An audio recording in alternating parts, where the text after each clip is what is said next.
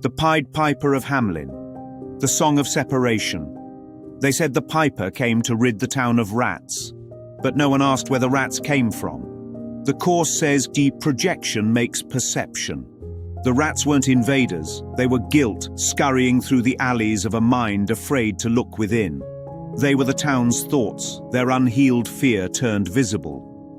And when the piper appeared, they called it salvation. The ego always shows up looking like help. It says, I can fix this, I can make your fear go away. But there's always a fee. The piper never charges in advance. He waits until you think you're safe, then says, now pay me. The ego's fee is always the same: peace for pain, truth for illusion, love for guilt. And the town agreed, because they believed fear could be managed instead of forgiven. The Course says, the ego always negotiates with guilt. It never releases it. So they made a deal. They said, kill the rats and we'll reward you. And the piper played. But it wasn't music, it was the mind's belief in sound, the idea that form can heal what only forgiveness can touch.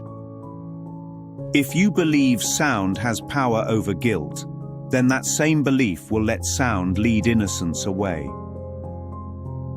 It's the same superstition that something outside the mind can move the mind.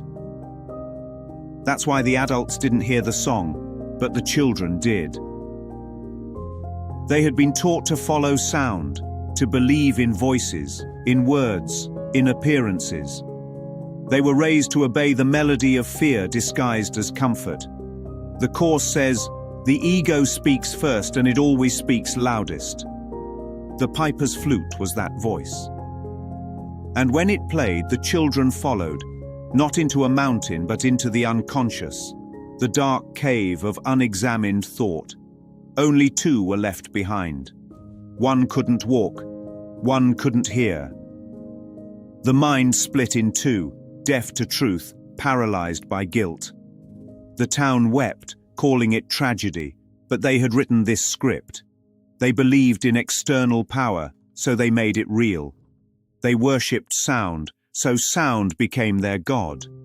They withheld payment, not money, but honesty. The Course says, to withhold love is to call for punishment. And so they punished themselves.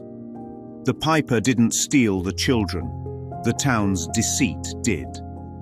They handed innocence over the moment they chose projection over forgiveness. It's the same old song. You think you can cheat the system, keep the gold, skip the healing, and still get away clean. But the piper always comes back, because guilt always collects its debt, until you forgive. The ego's music has only one note: pay or perish. The Holy Spirit's silence has only one message: nothing is owed. You stop owing, and the song stops playing. You stop believing, and the rats disappear. You forgive, and the children come home, because they were never gone. The cave wasn't a prison, it was a dream. And the dream dissolves the moment you stop dancing to fear's melody. The Course says, the Holy Spirit's voice is as loud as your willingness to listen. When you choose stillness over sound, guilt over grace, the piper fades. Not because you paid him, but because you never owed him. Meet the people of Hamelin, citizens who believed in the power of sound and the profit of fear. They thought the music could save them, then blamed it when it led them astray. But the piper never stole their children. He only played the song they asked to hear. The echo of every bargain with guilt is still playing somewhere in the corridors of time. But for those who dare to stop and listen, truly listen, the music ends. There was never a piper. There were never rats. There were only thoughts calling for love. And when love answered, the song was over. Forgiveness is the silence beneath every sound. And in that silence, the Son of God remembers. There was nothing to follow and nowhere to go.